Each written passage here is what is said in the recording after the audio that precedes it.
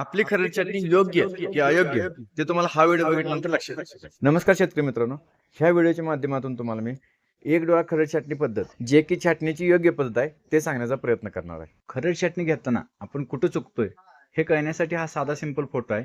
या फोटोत बघितलं लक्षात येत असेल तुम्हाला आपली छाटणी कुठं चुकत्या आणि कुठं नाही चुकत. आता पहिल्या फोटोत जर बघितलं तर तुम्हाला लक्षात येत असेल की आपण ते कुठून छाटले. म्हणजे छाटताना ओलांडून एक जो डोळा असतोय तो डोळा ठेवून आपण छाटले, त्यामुळे ते फुटायला डोळा चांगला फुटतोय आणि आपल्याला पाहिजे तशी काढ निघत असते. आणि दुसऱ्या फोटोत जर बघितलं तर तिथं आपण डोळा राखलाच नाही, तिथं आपण पूर्ण तळातनं छाटले, म्हणजे तिथं कोणत्याही प्रकारचा डोळा शिल्लक राहिला नाही. आता डोळा शिल्लक राहिला नाही म्हणजे ते डोळा फुटणारच नाही आणि तिथं आपल्याला ओलांड्याला गॅप पडणार.